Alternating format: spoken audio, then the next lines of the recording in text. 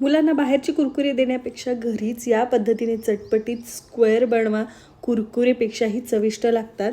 तर त्याच्यासाठी इथे आपण 2 कप तांदळाचं पीठ घेतलेलं आहे. त्याच्यामध्ये अर्धा कप बेसन पीठ घेऊन चाळून घ्यायचे. त्याच्यानंतर एका कढईमध्ये 2 कप पाणी ओतायचे. त्याच्यामध्ये 1 चमचा आपल्याला तेल घ्यायचे, चवीनुसार मीठ घालायचं आहे आणि मिक्स करून जे पीठ घेतलेलं होतं, पाण्याला उकळी आल्यानंतर थोडं थोडं टाकून आपल्याला मिक्स करून घ्यायचे. 5 मिनिटासाठी आपल्याला झाकून ठेवायचे, गॅसची फ्लेम बंद करायची, ते मळून घ्यायचे. त्याच्यानंतर या पद्धतीने आपल्याला पातळशी एक चपाती लाटून घ्यायची.